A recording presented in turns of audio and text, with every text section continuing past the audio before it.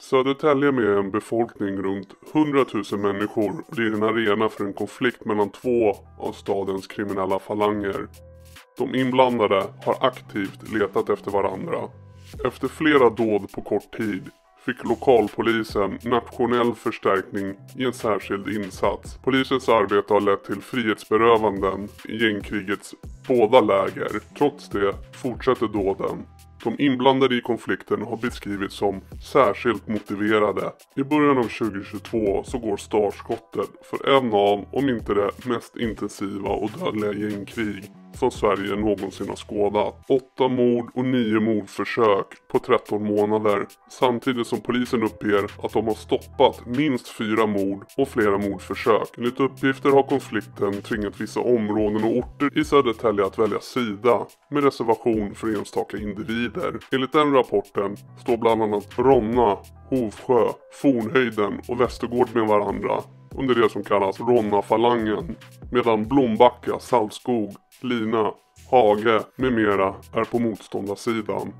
De senare anses ha fått assistans utifrån från bland annat det så kallade nya Östberga-nätverket och personer kopplade till Märsta-nätverket. Den fullständigt brutala och iskalla gängavrättningen i dagsljus som sker 22 februari 2022 och som fångades på övervakningskamera är mordet som får majoriteten av Södertälje att hålla andan och stanna inomhus det närmaste året. För händelserna som följer detta har sällan skådats tidigare.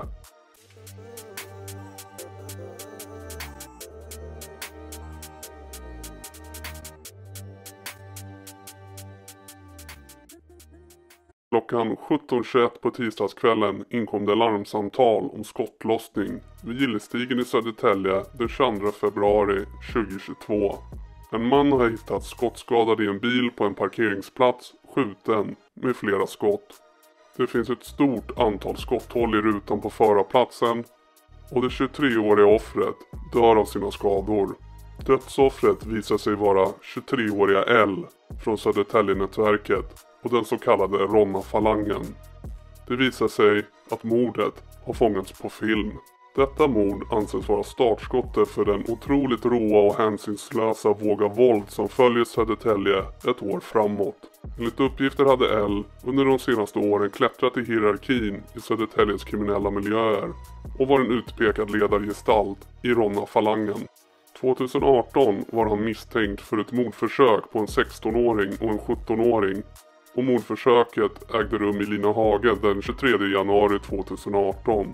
Och den 23 februari 2018 häktades han i sin frånvaro och blev internationellt efterlyst.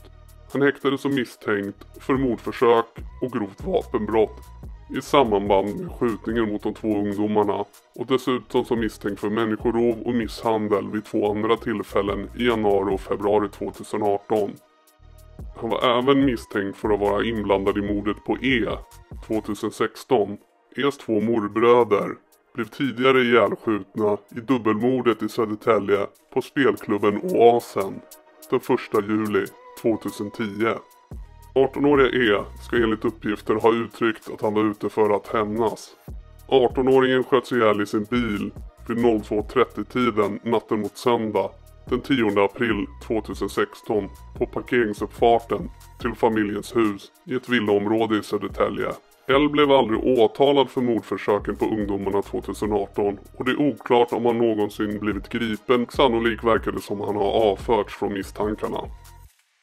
9 tomhylsor och 3 kulor hittas på platsen där L mördades. 8 skotthål syns i bilrutan vid förarsätet och L har träffats med totalt 7 skott med ingångshål från vänster sida då han satt på förarplatsen där bland annat ett har gått igenom huvudet. 2 personer väntade i bilen i närmare 5 timmar innan måltavlan L dök upp. När L gick mot sin bil hoppade en okänd gärningsman ur en parkerad bil och sprang bort mot L. Gärningsmannen var mörkklädd och sprang fram till förarsidan och avlossade 9 skott mot förarplatsen. Flyktbilen framfördes av en annan okänd person mot utfarten vid brottsplatsen och plockade upp skytten. Bilen försvann sedan vänsterut på Robert Anbergs väg i riktning mot Gamla Strängnäsvägen. Under nästkommande natt, 23 februari, klockan 02.18 på natten inkom larm om en bilbrand i Tveta som visade sig vara flyktbilen. I bilens närhet samt i bilens bagageutrymme hittades klorinflaskor som hade inköpts från Biltema som används för att förstöra bevisning och DNA. Vid undersökning av platsen och närområdet anträffades en gömd pistol. Pistolen byttes ut mot en replika och platsen sattes under bevakning av polisen. Den 24 februari klockan 20.05, 5:08 på kvällen, greps P och M vid fyndplatsen i Tveta. P iakttogs när han befann sig i diket där vapnet låg gömt. Den utplacerade replikan anträffades i den bil som M och P färdades i när de greps. Senare åtalas 3 män efter mordet på 23-åriga L, men ingen av dem för själva mordet då bevisen inte höll. Och den huvudmisstänkte som ansågs tillhöra Märsta-nätverket åtalades för bland annat grovt vapenbrott och grovt skyddande av brottsling. De 2 andra männen åtalades för medhjälp till grovt skyddande av brottsling samt försök till grovt vapenbrott. Den huvudmisstänkte P dömdes till fängelse i 2 år och 6 månader för skyddande av brottsling, grovt brott samt försök till grovt vapenbrott. Den andra mannen, M, som greps tillsammans med mannen efter de plockade upp det gömda vapnet, dömdes till fängelse i 1 år för medhjälp till försök till grovt vapenbrott samt dopningsbrott. 10 april 2022. Polisen larmades om skottlossning i Rosenlund i närheten av Södertälje kyrkogård strax efter midnatt. Väl på plats hittar polisen inga målsäganden eller gärningsmän, men senare, vid klockan 8-tiden på söndagsmorgonen, hittades en avliden man i en trädgård på en villatomt av ägaren till huset. Han har skjutits i huvudet. Dödsoffret är en 21-årig man, Mattias. Han är lillebror till E. Han besökte sin storebrors grav som sköts ihjäl exakt 6 år tidigare, den 10 april 2016. 21-åringen besökte graven som han alltid brukade göra på årsdagen med en kompis när mördarna dök upp och sköt honom när han försökte fly. Det framgår i förundersökningsprotokoll från mordet på L att dödsoffret Mattias och hans vän Gabriel innan mordet har kontakt med och träffar ledaren Herman och andra från nya Östberga-nätverket samt de andra männen som fälldes för brott gällande mordet på L. Mattias stannas bland annat färdandes i bil tillsammans med Herman och andra kopplade till Östberga och Märsta-nätverket. En hypotes är att Mattias tillsammans med Gabriel har varit delaktig i planeringen av mordet på L som ansågs vara den som låg bakom mordet på hans storebror 2016.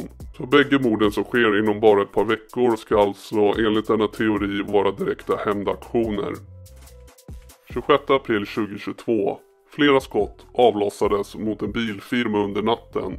Ingen person skadades fysiskt av skottlossningen. 1 maj 2022. Skjutning utan rapporterade personskador runt Ekårdsvägen i Södertälje. 5 maj 2022. Runt 23:30-tiden på kvällen inträffade en skottlossning i ett bostadsområde i Blombacka. Runt 23:30-tiden på kvällen inträffade en skottlossning i ett bostadsområde i Blombacka. Väl på plats kunde polisen konstatera att skottlossning skett mot en husfasad. Ingen person rapporterades skadad i samband med händelsen. 16 maj 2022. Klockan 02.40. Natten mot måndag fick polisen in samtal om skottlossning i Brunnsäng i Södertälje. Enligt uppgifter besköts en 20-årig man från Botkyrka när han satt i sin bil och körde i Brunnsäng i Södertälje. Mannen klarade sig oskadd, men hans bil hade fått skottskador. 10 juni 2022. Polisen får larm om skottlossning i stadsdelen Blombacka i Södertälje tidigt på fredagsmorgonen vid klockan 04.33. Skottlossningen skedde mitt bland bostäder utanför ett flerfamiljshus på Getingstigen i Blombacka. På platsen, vid en lekplats nära en förskola i området, hittas en 20-årig man död, skjuten med flera skott. En månad tidigare skedde en skottlossning i samma område, men då skadades ingen av skotten. Dödsoffret är tidigare nämnda 20-åriga Gabriel som mördades i närheten av sin bostad, och han finns med i polisens underrättelsematerial. Enligt dessa uppgifter ska samma Gabriel varit vän med mördade Mattias, bedrivit försäljning av narkotika i stadsdelarna Blombacka och Brunnsäng. Han och Mattias var misstänkta för att vara inblandade i mordet på L. 16 juli 2022, klockan 00.04, natten mot lördag, kom larmet om skottlossning i Hovsjö i Södertälje. Skjutningen har skett på en parkering vid en skola, och offret är en 18-årig man. Han var allvarligt skadad, men läget stabiliseras senare och han överlevde mordförsöket. Enligt uppgifter sköts han med 4 skott som bland annat träffade magen och ena lungan strax efter han gick ut för att träffa vänner när incidenten inträffade. 9 september 2022. Det kommer larm om skottlossning på fredags eftermiddagen på Simmarvägen i Geneta i Södertälje. En man kördes i sin bil i ett villaområde på väg hem när en gärningsman på elsparkcykel dyker upp och börjar skjuta mot mannen i bilen. Bilen besköts med flera skott i både sidorutan och på den bakre rutan. Offret jagades av mannen på elsparkcykel. Gärningsmannen ska ha fortsatt skjuta mot bilen efter den kört vidare, och bilfärden avslutades slutligen på en uppfart i villaområdet. Offret, en 50-årig man, träffas av minst ett skott och fördes till sjukhus. Offret fick relativt lindriga skottskador och överlevde mordförsöket. Offret, den 50-åriga mannen som skottskadades, greps själv för anstiftan till mord 2021 men släpptes i brist på bevis. Polisen misstänkte att en infekterad relationskonflikt låg bakom mordet. Det mordet skedde 24 maj 2021 i stadsdelen Geneta i Södertälje vid klockan 11.05 på måndagsförmiddagen. Enligt uppgifter så var offret en 39-årig man utanför ett gym på Vasa handelsplats, och då sköt mördaren först offret i benet. Och när han föll till marken avlossade skytten sitt vapen igen medan offret försökte skydda sig med händerna. Kulan träffade i halsen. Gärningsmannen stoppade sedan pistolen i byxlinningen och sprang därifrån. Dödsoffret då, 39-åriga N, har enligt äldre polisutredningar haft anknytning till det kriminella Södertälje-nätverket. En hypotes var att han hade fallit offer för en maktkamp i den undre världen där en konkurrerande falang slagit till eftersom fienderna setts som försvagade. Men det mesta tyder på att det handlar om en infekterad relationskonflikt.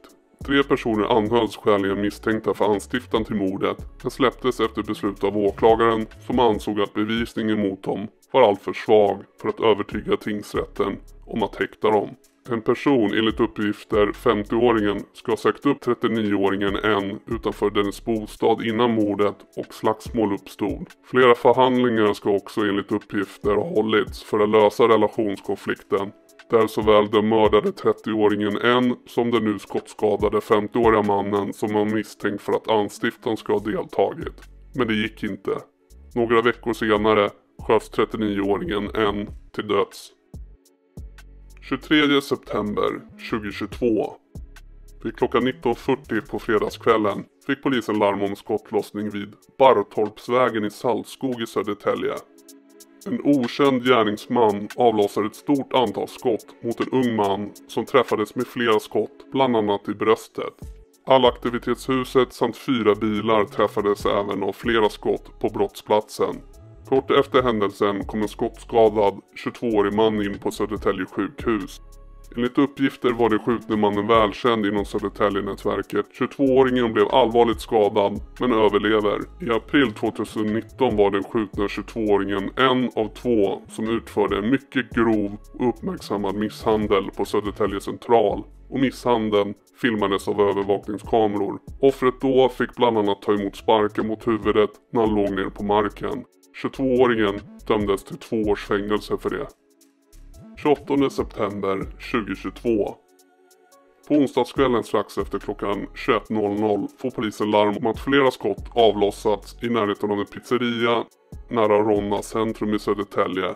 Men när de kommer till platsen hittar de ingen skadad person. Enligt vittnen har en maskerad person sett sig röra i området strax innan skjutningen. Sedan ska 2 personer iakttagits då de lämnade platsen på moped. Kort därefter informeras de om att en skadad 25-årig man dykt upp på sjukhus. Han kördes till sjukhus av en privatperson. Hans skador var inte livshotande då enligt uppgifter han blev skjuten i benet. Enligt vissa uppgifter innan mannen sköt ska han ha blivit tillfrågad flera gånger om han var från Ronna-området.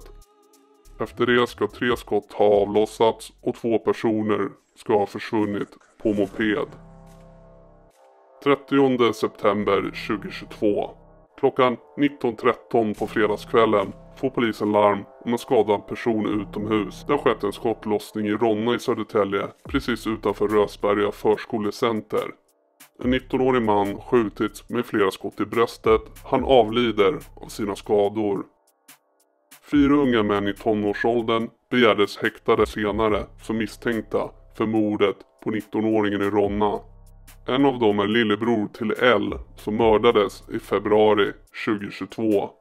En frisläpptes men 3 andra häktades på sannolika skäl misstänkta för mord och grovt vapenbrott. Sedan släpps 2 av de 3 häktade tonåringarna på fri fot. En 18-åring sitter fortfarande häktad för mordet på 19-åringen den 30 september. Polisen vet att risken för hämndåd är överhängande. Och i en kraftsamling skickar man alla resurser som kan avvaras till Ronna. Utposterade på olika platser i stadsdelen står tungt beväpnade piketpoliser, motorcykelpoliser, radiobilar med blåljus påslagna. I luften flyger en drönare som blinkar blått i kvällsmörkret. Sammanlagt är 7 polisenheter på plats på en liten yta. Det är en styrkedemonstration från polisen. Syftet är tydligt att avskräcka från ytterligare dåd. Strategin fungerar inte. 1 oktober 2022.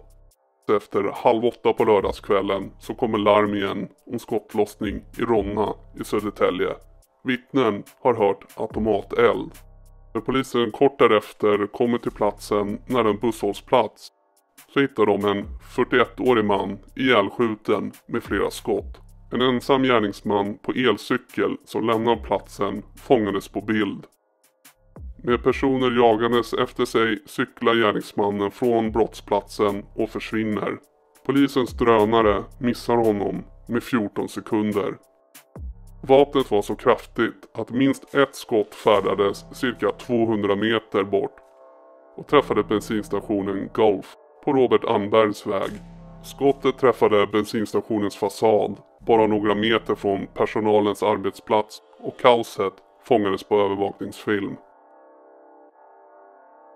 Dödsoffret, den 41-åriga mannen, har inga som helst kända kopplingar till kriminalitet och anses helt oskyldig. Enligt uppgifter promenerade 41-åringen tillsammans med en vän längs Enhörnaleden på väg till sina vänner, och när de når busshållplatsen som ligger mitt emot Ronnaskolans gymnastiksal dyker plötsligt en maskerad gärningsman på elcykel upp. Den maskerade mannen tar fram ett vapen och riktar den mot 41-åringen och avlossar. 41-åringen avlider och tros ha skjutits av misstag och att en annan person var den tilltänkta måltavlan. Efter skjutningen lämnar mördaren platsen i riktning mot Lina och fångas upp av närliggande kamera. Och kort därefter hittas den misstänkta mördarens elcykel i stadsdelen Lina Hage. Bara dagar efter mordet greps och häktades en ung man som kallas Guldish. Guldish på min nacke, jag snackar ingen kedja. Guldish på min nacke, jag snackar ingen kedja. Och är medborgare i Afghanistan, bosatt i Hägersten och känd av polisen sedan tidigare. Enligt uppgifter ska hans ålder, 17 år, inte stämma överens med vad han uppgav när han kom till Sverige från Afghanistan som ensamkommande flyktingbarn. Under sin tid i Sverige ska han ha blivit dömd för en rad brott, och i ett tidigare ärende har han själv uppgett sig vara 2 år äldre än hans officiella ålder. Polisen genomför en åldersbestämning i samband med mordutredningen, och skulle det stämma överens med hans tidigare uttalande om sin ålder kan påföljden bli ett betydligt strängare straff. I ett PM från polisen från 2021 står det att den misstänkte skytten bedöms vara en utförare av våldsbrott i den konstellation av kriminella som ligger i konflikt med Södertälje-nätverket. De orden skrevs efter att han hade gripits på Arlanda efter flera månader på rymmen. Den misstänkte tonåringen misstänktes då för mordförsök och grovt olaga hot efter att en handgranat kastats in i ett radhus i Södertälje. I huset bodde en man som enligt polisen ingår i den inre kärnan av Ronna-falangen. Han var inte hemma vid tidpunkten. Det var däremot hans föräldrar som låg och sov. De klarade sig oskadda i explosionen. Efter dådet hittades Guldish, den unga afghanska mannens DNA, på handgranatens greppe. Han nekade till all inblandning och i slutändan lades förundersökningen ned med motiveringen att det inte går att bevisa att den eller de som varit misstänkta har gjort sig skyldiga till brott. 6 oktober 2022. Polisen larmades klockan 18:15 på torsdagskvällen om skottlossning i stadsdelen Saltskog i Södertälje. Maskerade män på mopeder började skjuta med automatvapen på en innergård på Myntstigen och några gärningsmän som flyr brottsplatsen fångades på video av flera vittnen direkt efter skottlossningen. 2 unga män har träffats av skotten och när polisen kommer fram hittades en 19-årig man livlös på innergården, skjuten med minst 2 skott i överkroppen. Och han konstaterades död direkt på platsen. Även en 16-årig pojke har skjutits med flera skott och förs till sjukhus med mycket allvarliga skottskador. Flera män kopplade till Ronna-falangen häktades för brottet. 24 oktober 2022. Polisen fick in larmet klockan 01:13 natten mot måndag om en skottskadad person i Hovsjö i Södertälje. Det ska röra sig om en 18-årig man som inte blev allvarligt skottskadad och den troliga brottsplatsen är en källare i ett bostadshus. 30 oktober 2022. Polisen larmades under söndags eftermiddagen till området efter samtal om skottlossning vid en golfbana. En polisinsats ledde till att 3 misstänkta gärningsmän kunde gripas. 18 november 2022. Polisen hindrade sannolikt en leverans av ett automatvapen till en av de stridande falangerna i Södertälje när man på tisdagskvällen stoppade en bil och grep 4 personer. Senare under fredagen häktades alla 4 misstänkta för grovt vapenbrott. 23 november 2022. På onsdagskvällen vid 20-tiden kommer det ett larm om en misstänkt skottlossning i Hagaberg i Södertälje. Ett par polispatruller kunde timmar senare konstatera att det skett en skottlossning i ett skogsområde samt att det fanns ett skotthål i en av vägens trafikskyltar i närheten av Höglandsvägen.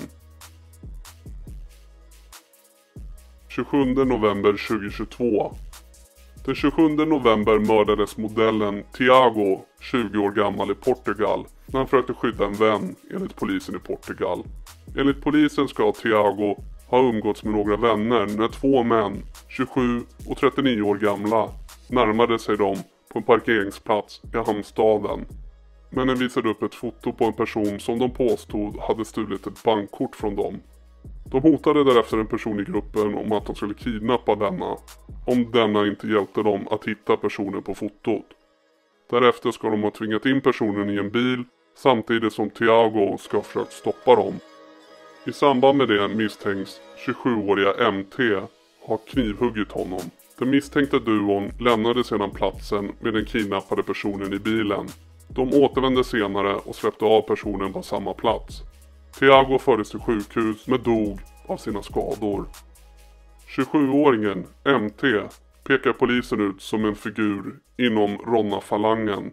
Han häktades i sin frånvaro den 1 december för synnerligen grovt narkotikabrott i Sverige när han befann sig i Portugal, men han blev kvar i portugisiskt häkte misstänkt för mordet på modellen Tiago. 4 december 2022. Polisen fick larmet om skottlossning klockan 19:39 på söndagskvällen i Västra Blombacka i Södertälje. Flera personer befann sig på platsen vid en port när flera skott avlossades.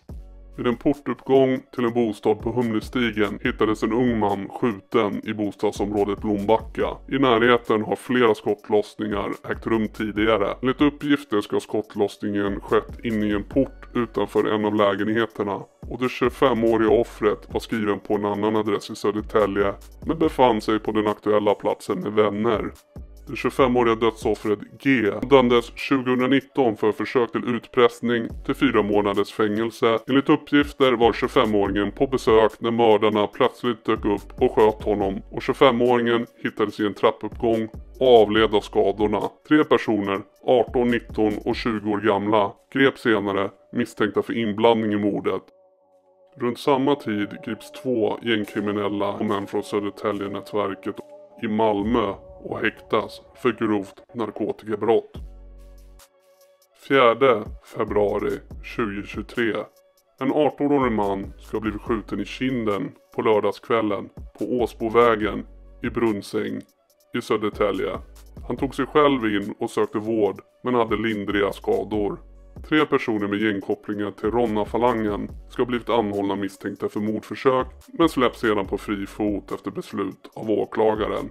18-åringen som sköts vill alltjämt inte medverka i utredningen. 7 mars 2023.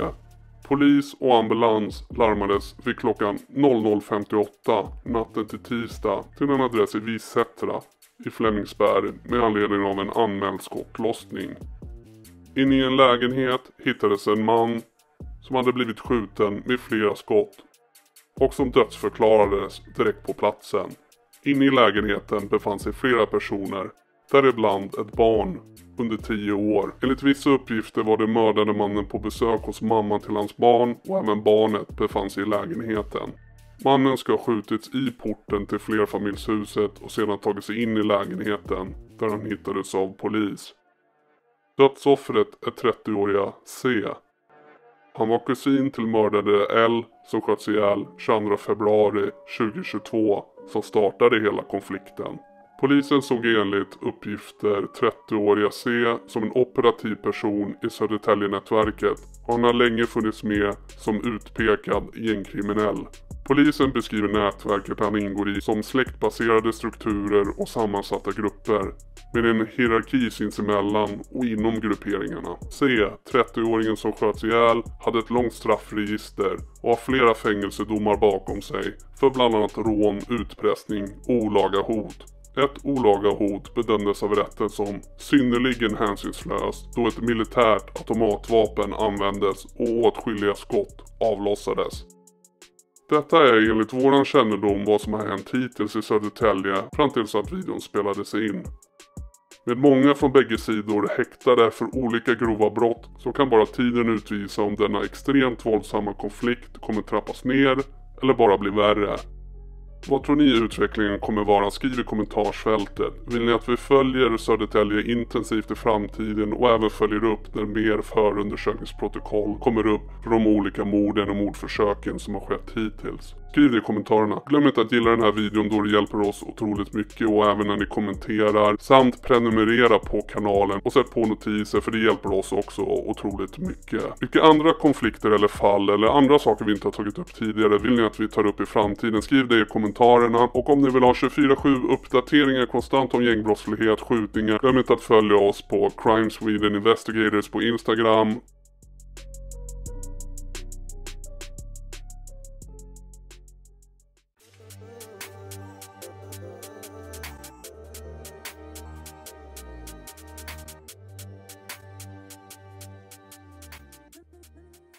Östberga-nätverket har sin bas i Östberga. Nätverket har en tydlig struktur som sträcker sig från ledare i toppen ner till ungdomar springpojkar längst ner. Man har sin huvudinkomst från brottslig verksamhet, bland annat narkotikahandel. Östberga-nätverket som de flesta nätverk livnär sig främst på storskalig narkotikahantering. Östberga-nätverket har också präglats av blodiga konflikter. Först med Bredängsnätverket, men sedan ett år tillbaka har det varit en mycket infekterad intern konflikt som resulterat i flertalet mord och mordförsök. Den senaste konflikten har resulterat i en splittring av Östberga-nätverket i 2 delar.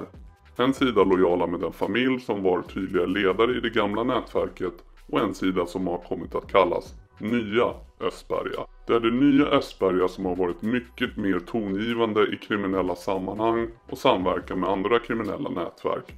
Den tydliga ledaren för detta nya Östberga är Herman. Konflikten med Bredängsnätverket tog sin start under 2013. I bakgrunden ska det handla om en man och hans skuld till den ena sidan som planterar fröet till början av kriget. Denna man ska bland annat ha överlevt ett mordförsök när han blir skjuten och träffad 7 gånger, men överlever. Han bar skyddsväst vid tillfället. Han ska ha använt ena nätverket som skydd mot det andra nätverket gällande mindre kokainskuld. 8 juni 2013. I juni 2013 så träffas medlemmar från Bredäng och Östberga-nätverket vid en gångtunnel i Bredäng för att lösa att en person kallad Daran anklagades av Chaco från Bredäng för att ha stulit kokain. Daran befinner sig på platsen tillsammans med bröderna Mohammed och Ranjar. Deras familj, som består av bland annat ytterligare 2 bröder, är ledarna över Östberga-nätverket. Chaco är på plats tillsammans med Serhat och Akis med flera. Situationen eskalerar och en från Östberga säger ingenting kommer hända Daran så länge han är där. Chaco, som redan avtjänat 2 fängelsestraff och tidigare flera gånger har skjutit folk i benen efter en kortare diskussion med Daran, går då till ett elskåp där en pistol sitter fasttejpad. Han skjuter sedan Daran först i högra knät och totalt 6 gånger i underkroppen. Daran överlever skjutningen. 21 juli 2013. En misshandel sker på Östermalm. Medlemmar ur Östberga-nätverket misshandlar folk från Bredängsnätverket och konflikten eskalerar. 13 september 2013. Skottlossningen inträffade vid 12:30 på natten i närheten av Örby skola i södra Stockholm. Flera patruller och ambulanser larmades till platsen. Väl på plats kunde polisen konstatera att minst 5 skott hade avlossats och en 22-årig man hade skjutits till döds. Storebrodern Ranjar ska ha varit ute med sin flickvän på bio i city, plockar sen upp sin lillebror Mohammed, skjutsar hem honom till sitt hem i Örby som ligger bredvid Östberga i södra Stockholm. 22-åringen hinner knappt gå ur bilen innan en maskerad gärningsman dyker upp och skjuter ihjäl honom. Först 2 skott, sen ytterligare 3 på närmare avstånd. Brodern Ranjar uppger att han tror att han själv är den egentliga måltavlan. Personer från nätverket i Bredäng, bland annat Chaco, kom att misstänkas i ärendet och häktades som mordmisstänkt men släpptes utan åtal eller dom. Ärendet är fortfarande öppet. 15 september 2013. Strax före klockan 23 kom det in larm om skottlossning och att minst 6 skott hade avlossats i Östberga i södra Stockholm. Den 26-åriga mannen låg livlös på platsen och förklarades död av användande polis och ambulans. Adam, 26 år, ska ha kopplingen till både folk på Östberga och Bredängssidan. Enligt polisen ska Adam stämt möte med Sebastian, som vid denna tidpunkt är en central person för Östberga-nätverket. Enligt vittnen så när Adam kommer till mötesplatsen och går ur sin bil så säger han till en person som kommer gående mot honom: "Vad är det?" Då drar mannen en pistol och skjuter Adam med 3 skott. Adam faller då ner till marken och då går skytten fram och skjuter honom igen när han ligger ner. Detta mord misstänks vara en hämnd från Östberga-nätverket för mordet på brodern Mohammed. Sebastian döms för medhjälp till detta mord, men även Danny och Rasmus från Östberga-nätverket åtalades i tingsrätten men friades. 13 oktober 2013. Strax efter klockan 10:30 på tisdagen larmades polis till Bredäng efter att flera skott skjutits av en ensam man mot en bil på Ålgrytevägen i Bredäng. Men när polisen kom fram var båda bilarna borta från platsen. Vad är det för skott? Jag vet inte, det är pistolskott. Jag blir jagad så ni vet om det, eller bevis. Är du säker på att det är skottlossning? Ja, jag såg i pistolen med hans eget. Snälla, kom igen nu. Han blir jagad på E4. När polisen såg hur en bil som stämde in på signalement från vittnesuppgifter åka därifrån. Han kör aggressivt, ryckigt, han försöker skaka av oss så gott han kan. Jag har för mig att han har ganska bra motor i den här bilen också, men så det går ganska fort och det är lite fart upp som det flygs över och så vidare. Vid 11-tiden i Rågsved jagade en civil silverfärgad polisbil en mörkblå bil. Bilen som de jagade körde bakom polisen som kört om skytten för att försöka stoppa den. I en korsning prejar skyttens bil polisbilen som kör in i en trappa vid en lekplats utanför en förskola. Skytten greps i Rågsved och i samband med gripandet beslagtogs ett vapen. En vit Mercedes hittades senare i Vasastan och 2 skotthål syntes i framrutan. Det är brodern, då 24-åriga Ranjar från Östberga-nätverket, som har gripits. Han åkte runt i Sätra och Bredäng för att leta efter Bredängsnätverket för att hämna sin bror. Och när han väl ser Serhat och Ismail sittandes i sin bil så hoppar han ur sin bil och sköt 6 skott mot bilen männen sitter i. Ingen av männen träffades av några skott. Ranjar dömdes senare för detta mordförsök till 7 års fängelse. Chacko från Bredäng häktades som mordmisstänkt på broder Mohammed men släpps och kort efteråt vintern 2013 häktades han igen. Nu misstänkt för skotten i gångtunneln och Daran. I polisförhör teg han nästan konsekvent och i december 2013 dömdes han till 4,5 års fängelse för skjutningen som då bedömdes vara grov misshandel. 4 augusti 2015. Skottlossningen inträffade strax innan klockan 13 i Bredäng på Ålgrytevägen. Flera vittnen larmade polisen efter att de hade sett 2 gärningsmän på motorcykel öppna eld mot en port. En person blev skottskadad med flera skott och för till sjukhus. Det syns 4 skotthål i porten där skottlossningen ägde rum. Enligt vittnen satt gärningsmännen bakom huset på Ålgrytevägen och gömde sig väntades i buskarna på innergården. Cirka 1 timme stod de där med sin motorcykel innan de åkte runt huset och sköt på brottsoffret när han kom till porten. Skytten ska avfyrat minst 6 skott på 3 meters avstånd. Offret blir träffad flera gånger i underkroppen. Det är Mustafa, då 23 år, som beskjuts vid sin trappuppgång i Bredäng. Han träffas i benen men överlever detta mordförsök. Mustafa var vid den tiden en central person i Bredäng och hade starka kopplingar till Chacko och Serhat. Ingen person kom att misstänkas för detta mordförsök.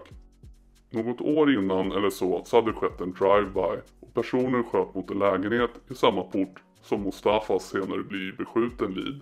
Det är också samma adress som Ranjar tidigare sköt mot Ismail och Serhat som är kopplad till adressen. Alltså det är ju inte första gången som det har hänt grejer här i området. Vi hade ju för något år sedan när de körde en drive-by och de sköt in i lägenheten mitt över där man bodde. Så att det händer ju grejer, vad ska man säga? 17 mars 2016. Larmet om skottlossningen kom in till polisen klockan 17.08. Flera personer hade ringt in med uppgifter om att en person blivit beskjuten i ett radhusområde i Bredäng. Flera personer och småbarn blev vittne till händelsen. En man ska ha gått ur en bil och skjutit mot en annan man som gick längre fram på gatan som träffades i ryggen flera gånger. En 23-årig man hittas skadad. Han förs till sjukhus där han dog senare av sina skador. Det är oklart exakt hur många skott som har avlossats, men det var flera från ett automatvapen. Senare hittas flyktbilen brinnande på en väg i anslutning till gamla Södertäljevägen, drygt 2 mil från brottsplatsen. Det 23-årige Akis som mördas i Bredäng när han skjuts ner med automatvapen när han är på väg hem till sin bostad. Akis var pojkvän till Chackos syster. Akis var mycket nära vän med bland annat Chacko och Evi. Både beskjutna Mustafa och mördade Akis var huvudmisstänkta för ett rån i december 2013. Maskerade rånare slog då till mot en värdetransport utanför butiken Citygross vid det stora köpcentret i Kungens Kurva i Huddinge, strax söder om Stockholm. Mitt framför massor av vittnen sköt de sedan minst 1 skott i magen på en väktare som höll i en värdeväska. Personer på plats säger att de hörde 2-3 skott avlossas. Ärendet är fortfarande öppet. 2 juli 2016. Den varma sommarkvällen den 2 juli, strax före klockan 9, sköts det med 2 AK47 samt en pistol från en bil mot en annan bil i Östberga och Enskede i södra Stockholm. Ett par som åkte i sin bil hade en stund tidigare mött en annan bil i Östberga. I den satt 4 maskerade män. Skjutandet mot bilen startade vid korsningen Ersta Gårdsväg och Östbergavägen, varefter en dramatisk biljakt utbröt. Biljakten slutade på Sockenvägen i höjd med Stralsundsgatan, där den jagade bilen prejades av vägen och åkte in med bakdelen av bilen i en buske. Gärningsmännen fortsatte då skjuta rakt in i bilen med både automatvapen och pistol. Kvinnan lyckades ta sig ur bilen och gömma sig i en intilliggande trädgård. Över 30 skott har avlossats. Flickvännen hade träffats av ett skott i höger arm och mannen i bilen träffades av 6 skott, varav flera i benen men även i ryggen. Skottskadorna i underkroppen var livshotande, men han räddades av ett snabbt ingripande från vittnen och boende i villaområdet. I bilen befann sig då 19-åriga Herman, nära ledarbröderna i Östberga-nätverket, och hans flickvän. Om Herman inte hade fått omedelbar hjälp hade han avlidit, och de båda överlever mordförsöket.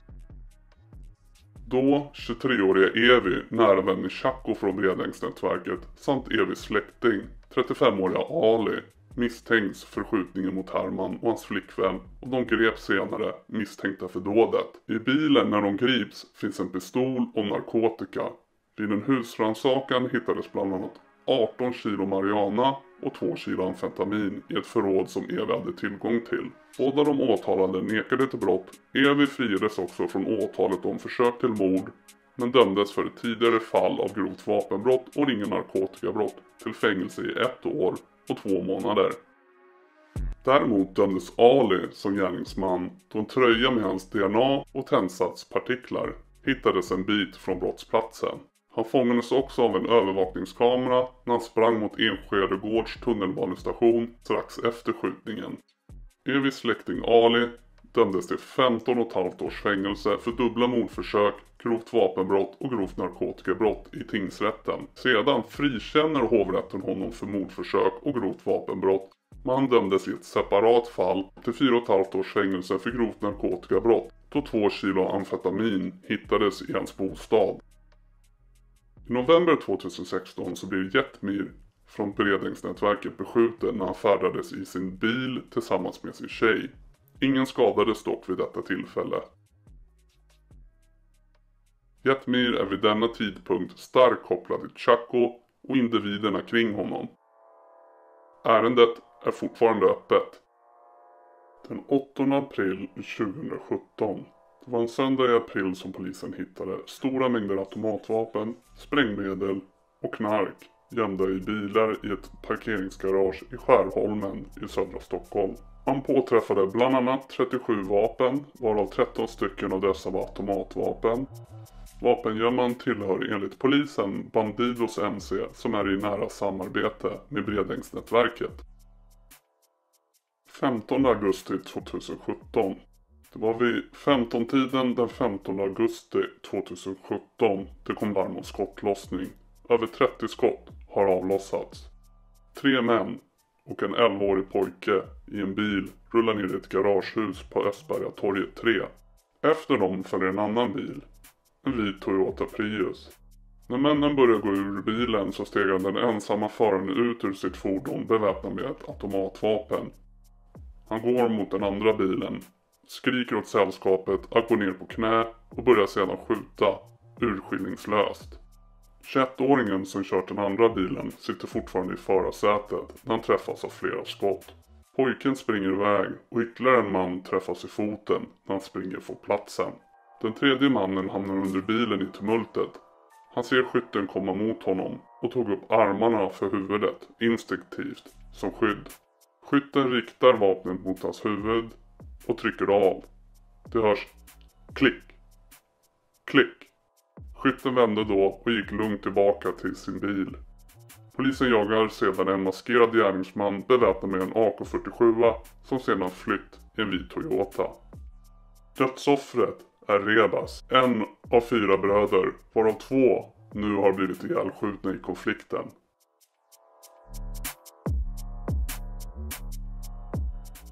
Han har blivit träffad av 10 skott i huvudet och i kroppen och avlider på platsen. En annan man träffades av en ricochet i benet och flydde skadad från platsen. Åtal väcktes senare mot en man som heter Lucifer. Åklagaren yrkade att mannen skulle dömas för i första hand mord och försök till mord, eller i andra hand medhjälp till mord och medhjälp till försök till mord. Tingsrätten dömde Lucifer för medhjälp till mord och medhjälp till försök till mord. Tingsrätten ansåg att det inte var bevisat att mannen själv varit skytten. Polis och åklagare kunde inte hitta någon som helst koppling mellan den dömde mannen och de kriminella nätverken i Bredäng eller Östberga.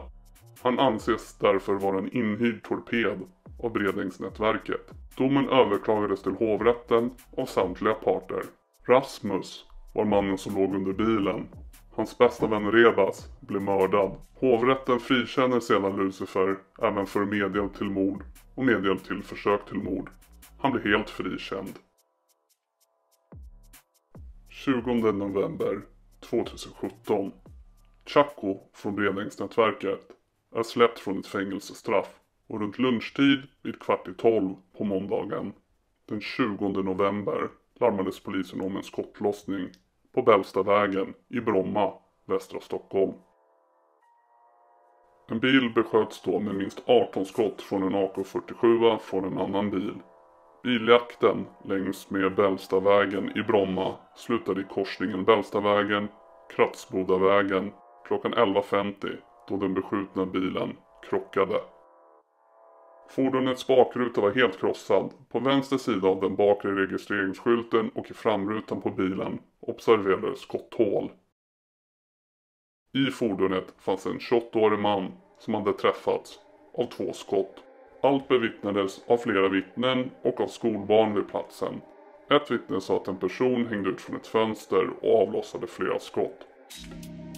Det 28-åriga Chaco från Bredängsnätverket som har blivit skjuten med 2 skott från ett automatvapen. Skotten gav han skador på bålen med söndertrasning av den vänstra lungan och avslitning av den vänstra lungartären, vilket orsakade hans död. Flertalet personer kom att åtalas för delaktighet i detta mord. Bland de åtalade fanns bland annat Sangar, Rasmus samt Herman från Östberga-nätverket och Agrin, ledare för Märsta-nätverket. Då 24-åriga Andreas åtalades för mord och att vara skytten som sköt ihjäl Chaco. Han tillhör inte Östberga-nätverket utan ansågs vara inhyrd torped för att utföra mordet. Hans DNA hittas på en brandskadad handske i flyktbilen och att det på handsken hittades partiklar med sådan sammansättning som patronhylsorna på Bällstavägen hade. Även kläderna Andreas bar vid gripandet 2 månader senare visade spår av samma typ av partiklar. Rasmus fälldes för medhjälp till mord och Andreas är 18 års fängelse i tingsrätten för mord. Men samtliga blev dock friade i hovrätten.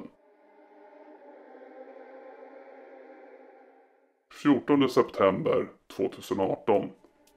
Den 14 september så åker en stulen skåpbil in mot Östberga men jagas och stoppas av polisen.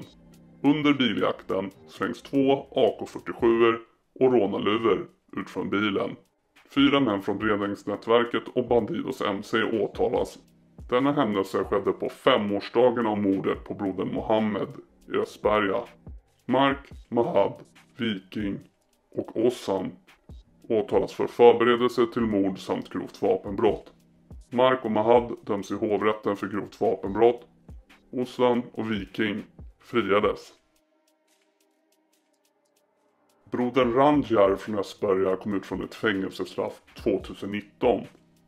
Enligt polisen ska han då velat ha sin del av de affärer bland annat Herman har gjort med en kokainmobil under hans tid i fängelset. Och han vill också ha en garanterad del av framtida försäljning, men nekades det. Ranjar häktades 6 november 2020 för grovt narkotikabrott och dömdes 9 februari 2021 till fängelse i 2 år och 8 månader för grovt narkotikabrott. Den interna konflikten har då börjat bubbla inom Östberga. 6 mars 2020, natten till den 6 mars utsattes Café Sirap för skadegörelse i form av stenkastning. 10 mars 2020. Klockan 00.12 på tisdagen detonerade en sprängladdning i korsningen Surbrunnsgatan och Tulegatan i Vasastan i centrala Stockholm. Bilder från platsen visar stor förödelse, framförallt i form av glassplitter från fönsterrutor som blåst ut av tryckvågen. Enligt källor då finns kopplingen till grov organiserad brottslighet och det kriminella Östberga-nätverket. I den inledande utredningen har polisen kunnat fastställa att detonationen skedde vid entrédörren till kaféet Café Sirap. 27 mars 2020. Den 27 mars vid 11-tiden på fredagsförmiddagen stannade en man sin motorcykel utanför en däckfirma på Birger Jarlsgatan på Östermalm i Stockholm. Den mörklädda mannen bärande MC-hjälm stegade rakt in i däckfirman på Östermalm. Offret gick mot dörren för att möta mannen då han först trodde att det var en kund. Motorcykelmannen tog då tag i honom, höjde sitt vapen och sköt mannen med flera skott på nära håll. Därefter sköt han även mot en annan man som sprang för sitt liv, som dock lyckades fly från platsen och klarade sig utan skador. Gärningsmannen lämnade sedan platsen på motorcykel. Nidal och hans kompanjon, också kopplat till Östberga, beskjuts av en torped. Nidal överlever igen ett mordförsök, men hans kompanjon dör av sina skador. Senare grips en då 36-årig man från Örebro, Christer, med kopplingar till Bandidos, och han åtalas för mordet som den misstänkta torpeden. Han fälls både i tingsrätten och i hovrätten för mordet och skytten döms till livstidsfängelse för mordet. 15 april 2020. Den 15 april 2020 hittades en död man i ett skogsområde intill en kyrkogård i Alta. Mannen, som var ägaren till Café Sirap, hade händerna bundna bakom ryggen och hade skjutits med flera skott i huvudet. Kroppen låg några 100 meter från platsen där mordoffret från knappt 2 veckor tidigare på däckfirman på Östermalm ligger begravd. Enligt polisen är misstanken att ägaren till Café Sirap efter en konflikt med Östberga har sökt hjälp hos Bredängsnätverket efter att Östberga har sprängt han och hans broders café. Bredängsnätverket och Bandidos MC hjälper då till och ordnar en torped.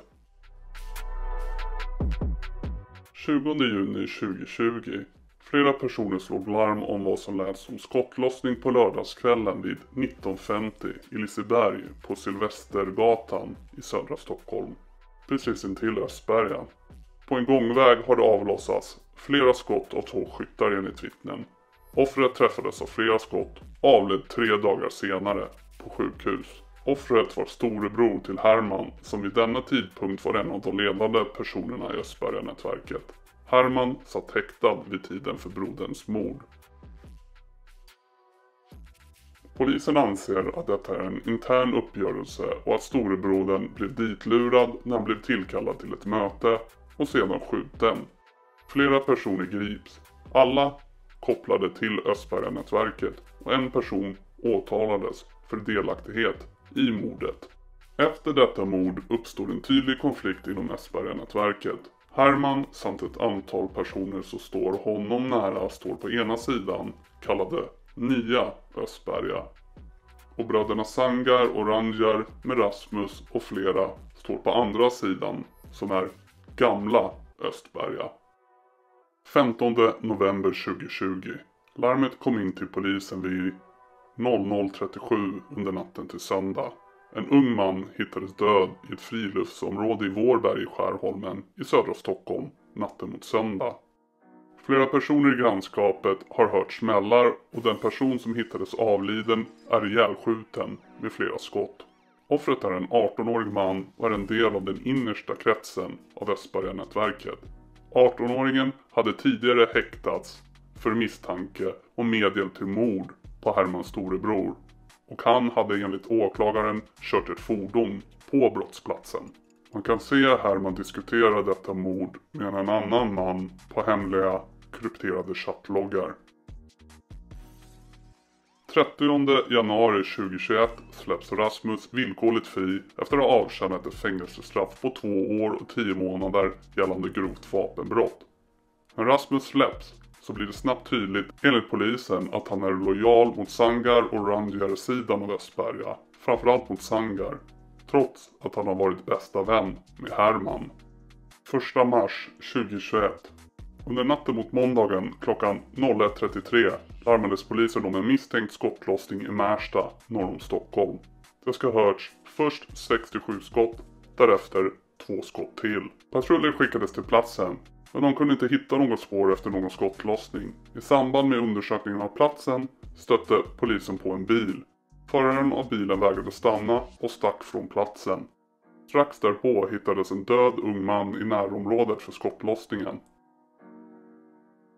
Han hittades utomhus vid en båtklubb, ihjälskjuten med flera skott. Det är 17-åriga Nico som är offret. Samma dag som offret fyllde 17, den 18 februari 2021, åtalades han för medhjälp till mord. På nästkommande tisdag skulle rättegången ha inletts i Södertörns tingsrätt mot honom gällande mordet på Hermans bror, men han blev mördad veckan innan. Han möttes av samma öde som hans bästa vän, 18-åringen som blev mördad den 15 november. Båda var misstänkta för inblandning i samma mord på Hermans storebror. Vid 15-tiden den 9 april 2021 har en polis ett samtal med Herman. Detta efter hans bror har mördats. Han sa enligt polisen bland annat att bröderna förstört så mycket för så många att nu efter hans brors död så har allt fler insett det och vänt om ryggen. Herman sa att han är mycket arg på dem och att han vill krossa dem och deras nära. Han menade även om Randjär sitter inne och Sangar är utomlands så har de mer makt än man kan tro. De styr och uppviglar andra att utföra det de önskar. Herman var enligt polisen samlad och lugn men gav med sina ord uttryck för ett kraftigt hat och hämndbegär. Han berättade att Östberga-nätverket, bröderna, var som hans familj förr. Att han och de andra grabbarna alltid ställde upp för dem. Att de var som bröder. Men allt hade ändrats nu. 21 april 2021. Polisen spanade sig att Herman och en annan man stod på baksidan av TGI Fridays vid Kungsträdgården. Klockan var runt 17.53. Efter ett tag så anslöt 2 personer till. Herman och Rasmus ställde sig och pratade. De 2 övriga männen från vardera sida ställde sig en bit bort. Efter ett kortare samtal mellan Herman och Rasmus så anslöt de andra personerna mötet.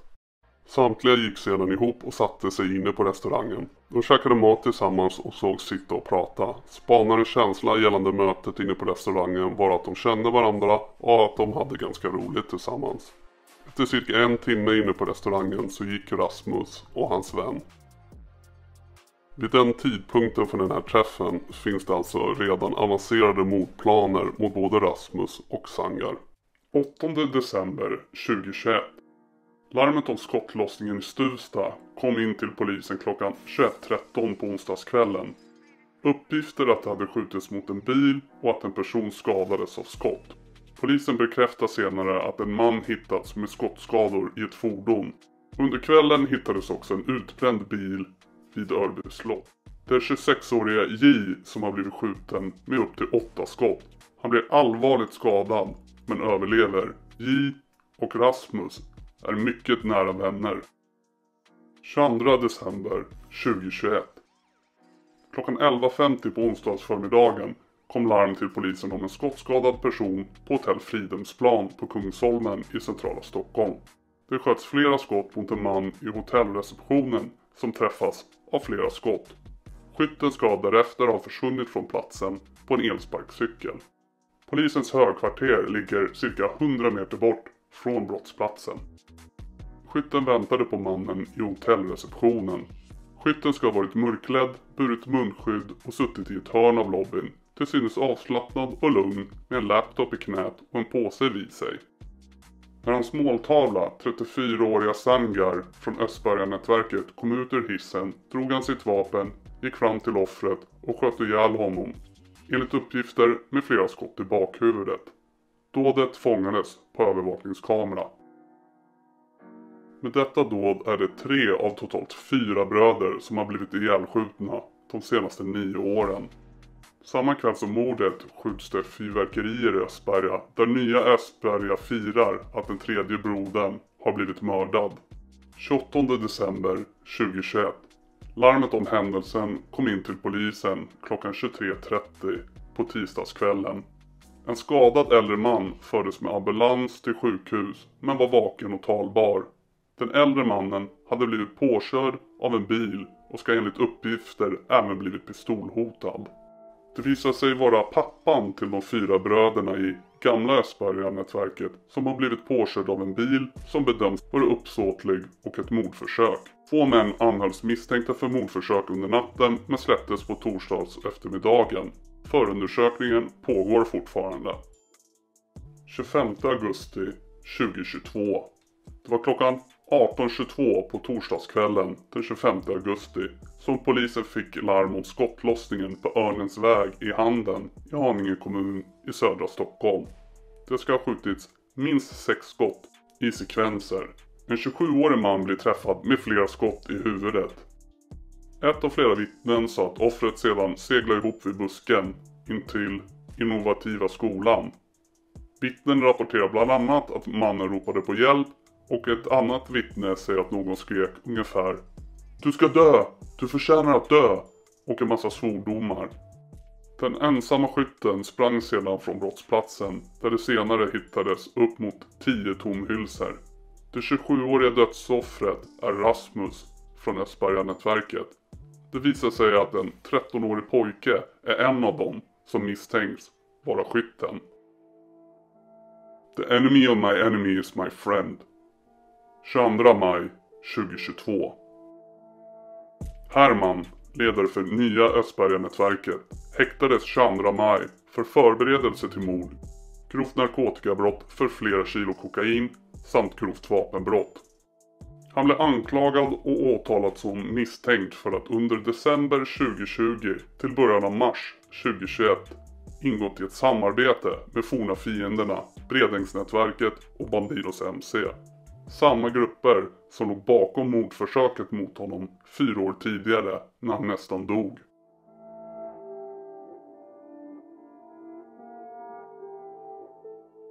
Tanken är att de ska samarbeta för att döda Hermans tidigare nära vänner Rasmus och Sangar från gamla Östberga-nätverket. Allt detta har dokumenterats från knäckta krypterade appar som de har använt för att planera och förbereda morden.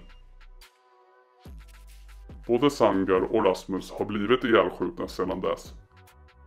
Ranjar, den sista brodern, som anses vara den mest fruktade av de 4, förväntas komma ut från fängelset tidigast i slutet av 2023. I november 2022 så kommer domen i tingsrätten mot ledaren för nya Östberga. Herman döms till fängelse i 9 år för förberedelse till mord riktat mot numera döda Sangar och Rasmus från Östberga-nätverket. Han döms också för grovt narkotikabrott och grovt vapenbrott. I början av maj 2020 avslöjades en stor amfetaminhärva där bland annat en Bandidos-medlem dömdes till 8,5 års fängelse. Huvudbeställaren Manolo, också medlem i Bandidos, är på fri fot häktad i sin utevaro och internationellt efterlyst för synnerligen grovt narkotikabrott. Den förmodade huvudleverantören Said är även han internationellt efterlyst. Evy eller Blackie har varit ledande person inom Bredängsnätverket, nära samarbete med Bandidos. Han är häktad i utevaro bland annat för synnerligen grovt narkotikabrott och befinner sig troligen i Kongo enligt polisen. Men majoriteten av människorna inblandade i denna konflikt i fängelse, på flykt och efterlysta eller döda. Så kan bara tiden utvisa om denna konflikt verkligen är över.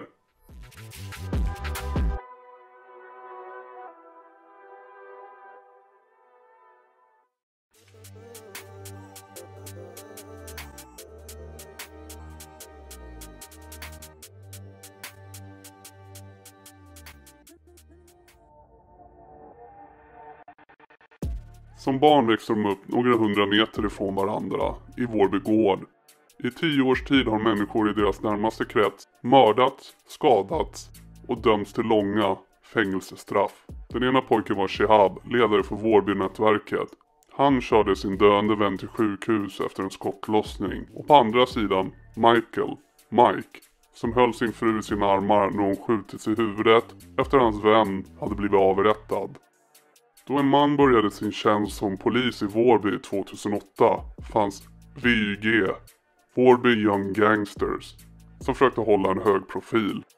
Den mest framträdande personen i denna gruppering var Michael. Dock gjorde de inte så mycket väsen om sig vid denna tidpunkt då de var mycket unga och hängde på fritidsgården. De var mer att anse som en gruppering, lite vilsna wannabes. Inom något år så var detta ingen gruppering man hörde talas om. Merparten hade gått vidare och fått andra intressen. Dock framstod Michael som en person som mer och mer ville profilera sig som kriminell och farlig. På kort tid stoppades han på en stulen moped, dömdes för stenkastning mot rutor i skolan och för att ha slagit en skolkamrat. Efter misshandelsdomen placerades han på ett ungdomshem i Västerås. I den nya staden träffade han sin blivande fru och stiftade bekantskap med nya kriminella kontakter. Under vistelsen dömdes han för rån, olaga hot, övergrepp i rättssak och försök till bilstöld tillsammans med 2 andra intagna på samma hem. Men han fortsatte även vistas i Vårby där familjen bodde kvar. Han fick ett 6 månaders fängelsestraff för en grov krogmisshandel utanför nattklubben Lobby på Sveavägen. Innan Michael började avtjäna straffet greps han igen efter ett yxrån mot en värdetransport. Han och en vän fick med sig 1,5 miljon kronor men greps efter en kort tid på flykt och det slutade med ännu en dom och ytterligare 1 år och 9 månader i fängelse. Omkring samma tidpunkt i slutet av 00-talet började en ny gruppering ta allt större plats i förorten. Den som idag kallas Vårbynätverket. Kärnan bestod av brödraskaror från 2 familjer samt ett fåtal nära vänner som de vuxit upp med. De var i 20-årsåldern eller övre tonåren, sålde knark och satt på ett stort våldskapital. Med tiden växte mellanbrodern i en av familjerna fram som en tydlig ledare, Shihab.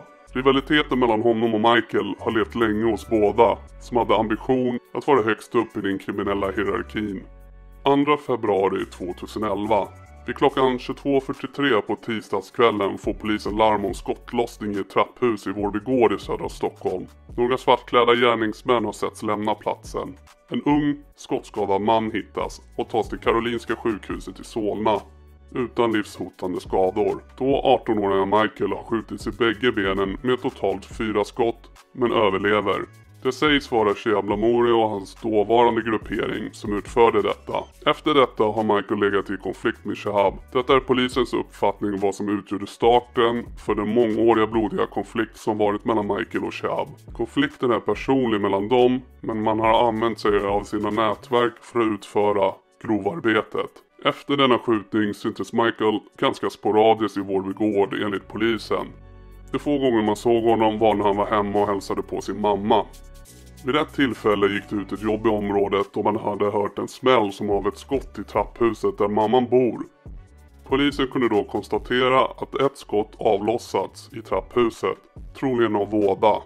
Vittnen hade sett en person lämna springande och att den personen stämde väl in på Michaels utseende. Man hörde då och då uppgifter om Michael. Dels var det uppgifter som kom fram när man pratade med uppgiftslämnare i Vårby, men även uppgifter från olika polisingripanden mot Michael som polisen fick från kollegor. Under resterande 2011 och 2012 sker det flera skottlossningar och mordförsök i Vårbygård som anses ha kopplingar till denna konflikt. Michael beskrivs vid denna tidpunkt inte ha någon kriminell hemvist och bytte ofta umgänge. Han smälte väl in i olika grupperingar och byggde gradvis upp sitt kontaktnät. Han utvisades från Danmark efter att ha handlat med droger i Köpenhamn. Han åtalades och frikändes för att ha gjort vapenaffärer med nätverkskriminella från Järvaområdet.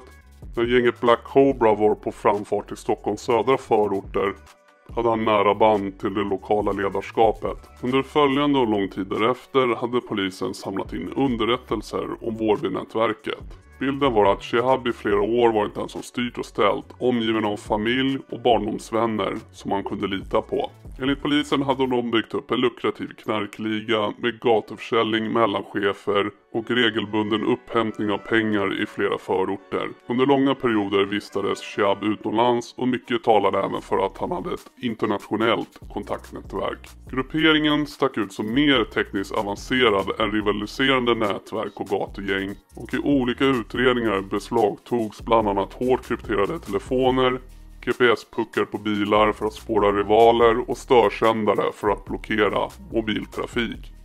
Sedan såg Vårbynätverket sin chans att ta en större del av kakan i Stockholms sydvästra förorter. Botkyrkanätverket, som varit en av regionens mest ökända kriminella grupperingar, var försvagat och inne i en generationsväxling. Och när en grupp unga killar från norra Botkyrka istället togs upp i Vårbynätverket innebar det ett maktskifte. Då ser polisen Shihab som ledare för båda nätverken. När Encrochat, en tidigare hemlig och hårt krypterad chatt som används av kriminella i hela Europa, hackades 2020, kunde polisen läsa i klartext hur organiserat Shihabs grepp om förorten var. I chattarna fanns bilder som visade att nätverket enbart i Alby hade 5 tremannapatruller som övervakade förorten på schema. Motsvarande patruller fanns i Vårberg och Vårby. Misstänkta fordon och polisnärvaro skulle omedelbart rapporteras tillbaka till Shihab, och om patrullerna skrev ledaren: de ska alltid ha vapen nära till hands, men de behöver inte ha på sig alltid. 28 januari 2017. Klockan var 20:52 på lördagskvällen när polis larmades om skottlossning i närheten av en skola i Vårby, söder om Stockholm. En okänd man med automatvapen öppnar eld vid simhallen och en ung man träffas med flera skott. Kort därefter kom en person in till sjukhus med privat bil med skottskador, men hans liv gick inte att rädda. 23-åringen som skjuts till döds utanför Vårby simhall med flera skott var barndomsvän med Shihab och har tiden innan mordet fungerat som hans personliga chaufför. Chauffören var tillsammans med Shihab och Hammo när han skjuts, och de skjutsar han till sjukhuset. Michael misstänks av polisen utfört skjutningen och mordet, men åtalas inte. Michael, Emil och Ahmed blir alla misstänkta för grovt vapenbrott och brott mot lagen om brandfarliga och explosiva varor.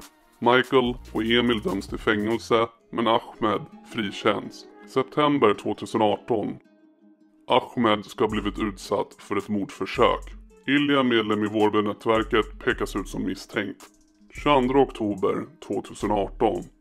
Vid 22:44 på söndagskvällen larmades polisen om skottlossning efter någon skjutit med automatvapen i Segeltorp centrum söder om Stockholm. På platsen hittas en 22-årig man med allvarliga skottskador, och senare samma kväll meddelar polisen att mannens liv inte gick att rädda. Den unga mannen som har skjutits ihjäl har ingen som helst koppling till kriminella kretsar, och därför fanns en misstanke om att det är fel man som skjutits. Man har helt enkelt varit ute efter någon annan. De misstänkta gärningsmännen har flytt platsen på moped.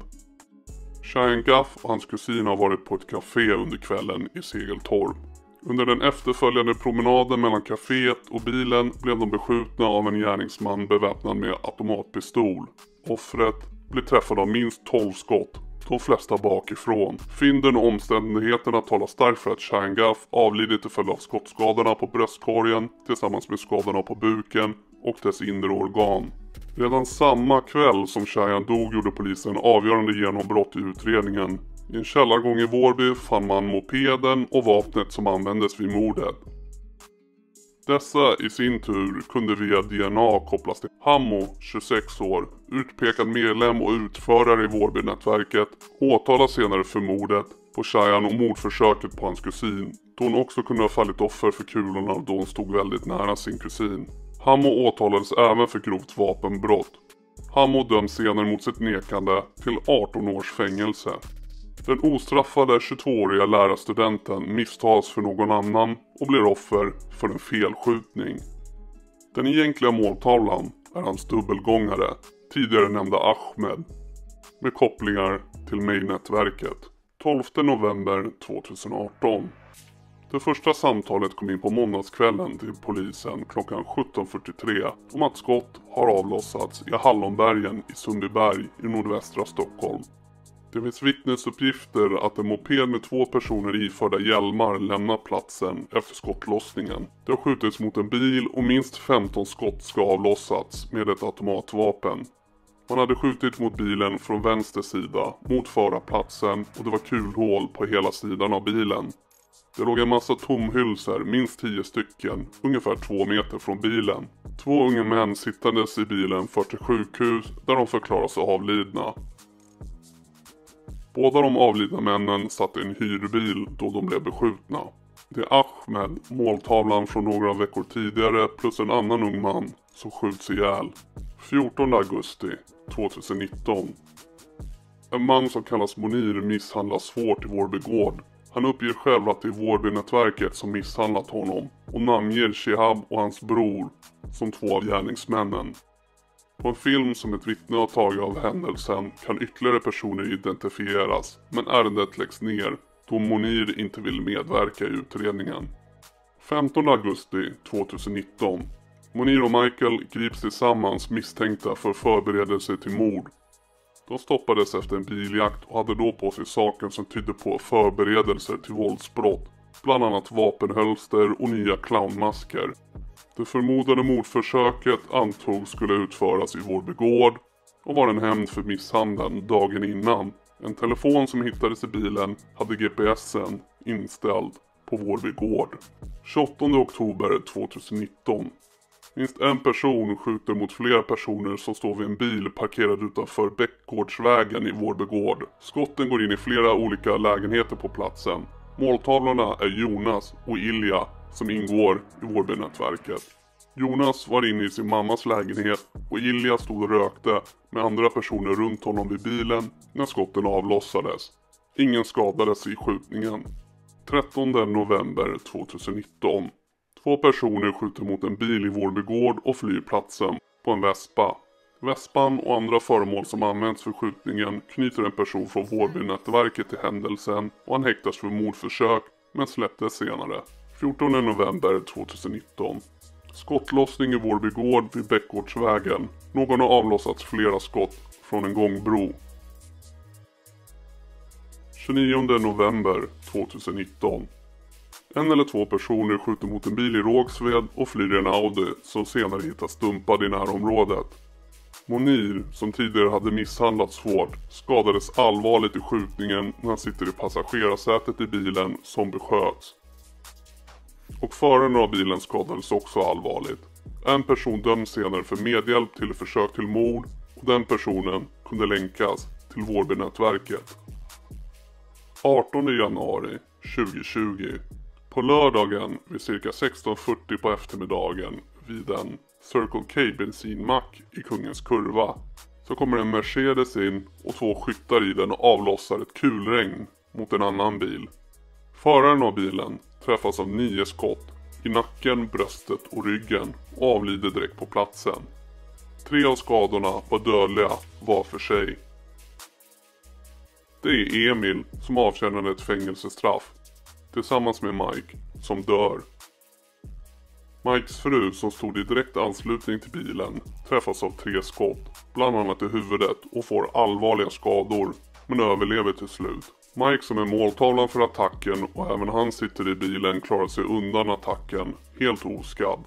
Senare åtalas Jonas och en annan man för drive-by-attacken. Svea hovrätt instämmer i tingsrättens bedömning att det är den åtalade mannen, Jonas, som var förare av bilen vid skjutningen.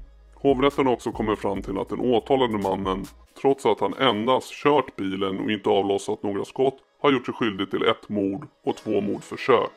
Detta eftersom mannen har begått brotten tillsammans och i samförstånd med en eller flera andra personer. Hovrätten anser att omständigheterna vid gärningarna är så pass försvårande att påföljden ska bestämmas till livstidsfängelse. Straffet förefaller extremt hårt för vad som rimligen är ett medhjälpsbrott.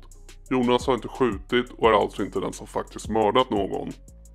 De som sköt har inte blivit åtalade eller dömda, inte ens gripna. Den dömda Jonas, liksom en annan åtalad som frikändes i tingsrätten, anses vara kopplade till det kriminella Vårbynätverket. De senare åren säger polisen att det känns som att både Michael och Shihab försökt sig hålla undan Vårby gård, förmodligen då de känt fruktan för vedergällningar. Shihab har hållit sig mestadels i Spanien och Michael har hållit till i Västerås. Michaels fru är nämligen släkt med ledaren för Västeråsnätverkets boss, Namo Stress, exfru. April 2020. Polisen rycker ut till Bäckby i Västerås som leder till ett tillslag i en lägenhet och Michael grips misstänkt för grovt vapenbrott. För han inte vet när han sitter i arresten. Polisen kan ha räddat hans liv. Vårbynätverket har hittat hans adress och ett mordkommando har skickats till staden för att slå till. På Encrochat beklagar sig Shihab för sina kaptener i nätverket. Det är helt sjukt. Han torskade några timmar innan grabbarna kom fram. Efter hackningen av Encrochat hade polisen full insyn i Vårbynätverkets inre liv under ett par månader 2020. Chattloggarna ligger delvis till grund för att flera personer i nätverket, däribland Shihab, häktades misstänkta för stämpling till mord på Michael. Om timingen på gripandet var en slump eller om det var ett medvetet drag från polisen är det oklart. Det är känt att polisen kunde följa planerna på Encrochat i realtid. Michael satt häktad i 3 veckor innan han försattes på fri fot och något åtal har aldrig väckts. Vårbynätverket hade spårat Michael till Västerås och gjorde flera spaningsresor till staden under de första månaderna 2020. Analys av mobiltelefoner visar att personer i nätverket vid olika tillfällen stod parkerade inom 100 meter av den adress som Michaels fru var skriven på. Natten till den 6 april gav Shihab detaljinstruktioner inför det planerade dådet. Och bror inte jatt från bil till bil, måste avsluta ordentligt. Gärningen ska vara död på plats. Instruktionen var att vänta till Michael satt sig i bilen. Men du måste tajma perfekt och vara kvick som en ekorre. Och bror, inte skjuta kvinnor och sånt, snälla. Han får inte komma undan om han kommer. 2 dagar senare var mordkommandot bestående av 3 personer på plats i Västerås, redo för att utföra dådet, enligt chattarna. På förmiddagen chattade en av männen med sin kapten i Vårbynätverket och skrev: "Menar du horungen ska dö? Har aldrig varit så lugn. Ja bror, ska käka hans huvud." När de hittat den exakta porten fick chauffören kalla fötter och byttes ut. På kvällen hade även mannen som chattat tidigare under dagen ångrat sig. Han skrev återigen till sin kapten om att få åka hem. "Bror, kolla det här bror, det känns inte bra bror, att jag är tvungen, jag vill tagga bror." Svaret från kaptenen var att han var tvungen att stanna och att uppdraget var viktigare än något annat. När mannen fortsatte be om att få åka hem fick han en utskällning. "Du skämmer ut mig", med stora bokstäver. "Sluta bebba och gör klart det här." Kraven fortsatte under kvällen fram till att nätverket fick reda på att Michael satt frihetsberövad. Ett flertal individer från Vårbynätverket häktas senare på sannolika skäl misstänkta för förberedelse till mord och stämpling till mord på Michael. Ilja från Vårbynätverket och ytterligare en person i samma nätverk åtalades i oktober 2022 för att de i samråd gjort upp planer på att döda 3 medlemmar i det så kallade Main-nätverket mellan den 21 juni 2020 och den 12 augusti 2020. De som skulle mördas var Michael, Robin, Benjamin eller M5. De som planerade att mörda dem var Ilja och en annan person. Ilja har försökt att rekrytera andra personer för att utföra de planerade morden. Ilja åtalades för stämpling till mord, alternativt förberedelse till mord och grovt vapenbrott, då Ilja hanterat en pistol och en automatkarbin som han överlämnade till personer som transporterade vapnen till en lägenhet i Västerås. Sedan tidigare är då Ilja dömd till ett långt fängelsestraff i den omfattande rättegången mot Vårbynätverket som bland annat berörde flera mord, kidnappningen av rapparen Einar och narkotikaaffärer med mera. 2 augusti 2020. En vit Audi kommer vid 03.24 på natten sakta körande vid en bensinmack i Hallunda. 3 män öppnar sedan eld från bilen med 3 olika vapen. En automatkarbin Kalashnikov, en kulsprutepistol Skorpion och en revolver Smith & Wesson. Mot en McDonalds där flera personer befinner sig utanför och minst ett 20-tal skott avlossas urskillningslöst. Där röken har lagt sig visade sig att 12-åriga Adriana har träffats med 2 skott och avlider av sina skador. Ingen av de påtänkta måltavlorna träffas av några skott. Ilja från Vårbynätverket har befunnit sig vid bensinmacken knappt en timme tidigare Men vid tiden för skottlossningen så är det bara några unga män från Botkyrka som samarbetar med Vårby som befinner sig på platsen och utsätts för mordförsöket. Dessa måltavlor fälls sedan för ett mordförsök utfört en månad senare när 32 skott avlossas och en ung man träffas i armen. Det visar sig att alla 3 vapen och bilen som användes vid mordet av 12-åriga Adriana och mordförsöken användes tidigare vid inspelningen av rapparen Tians musikvideo.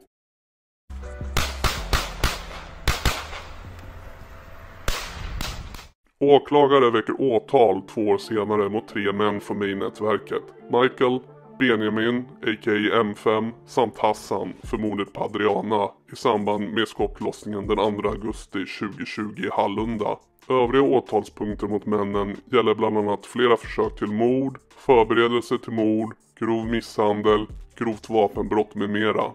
Michael uppges vara ledaren för nätverket som har fått sitt namn efter honom och kallas nätverket May eller May-nätverket. Michael har nära relation med Namo Stress, ledaren för Västerås-nätverket, som i sin tur har koppling till Bibbo och Södertälje-nätverket. Vid den här tiden avtjänar Michael redan ett fängelsestraff sedan maj 2021, ett 4-årigt fängelsestraff för grovt vapenbrott och grovt olaga hot som han begick i Västerås 31 augusti 2020.